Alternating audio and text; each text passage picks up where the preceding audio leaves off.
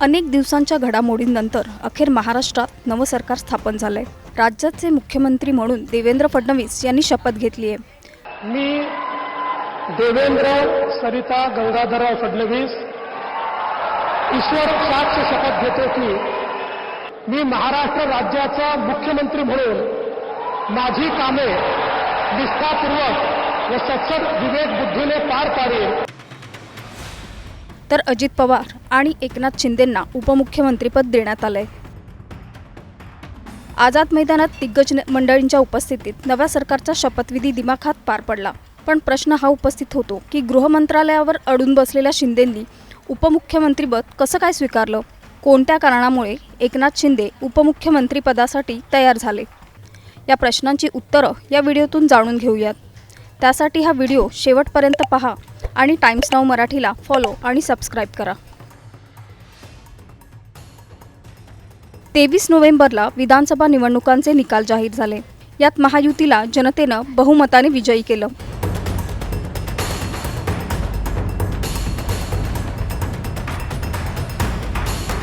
त्यानंतर सर्वात आधी अजित पवार यांच्या राष्ट्रवादीने मुख्यमंत्रीपदासाठी देवेंद्र फडणवीस यांच्या नावाला समर्थन देत असल्याचे संकेत दिले होते। यामुळे शिंदेंचा मुख्यमंत्रीपदाचा दावा कुठेतरी कमजोर पडल्याचं पाहायला मिळालं। 28 नोव्हेंबरला दिल्लीत भाजपच्या हायकमांडसोबत महायुतीच्या नेत्यांची बैठक पार पडली। त्यानंतर एक बैठक मुंबईतही होणार होती, पण एकनाथ शिंदेंनी या बैठकीला दांडी मारली आणि शिंदे अचानक साताऱ्यातल्या दरे या आपल्या मूळ गावी निघून गेले। यावरून शिंदे मुख्यमंत्रीपदावरून नाराज असल्याच्या चर्चांना उधाण आलं। शिंदेंनी अचानक दांडी मारल्यामुळे गटनेता निवडीची बैठकही झाली नाही। दरम्यान यानंतर शिंदे दरेगावातून मुंबईत परतले। त्यानंतर देवेंद्र फडणवीस यांनी वर्षा निवासस्थानी जाऊन शिंदेंची भेट घेतली। यावेळी दोघांमध्ये जवळपास 20 मिनिटं चर्चा झाल्याचं बोललं जात आहे। याच भेटीमुळे शिंदेंनी उपमुख्यमंत्रीपद स्वीकारण्यासाठी होकार दिल्याची माहिती सूत्रांनी दिली आहे। दरम्यान असंही बोललं जात आहे की शिंदे उपमुख्यमंत्रीपदासाठी तयार नव्हतेच। यावरून सत्ता स्थापनेसाठी विलंब झाल्याच्या चर्चा आहेत। पण देवेंद्र फडणवीसांच्या त्या वर्षा बंगल्यावरच्या भेटीमुळे शिंदेंचं मन वळवण्यात यश आल्याची कुजबूज आहे।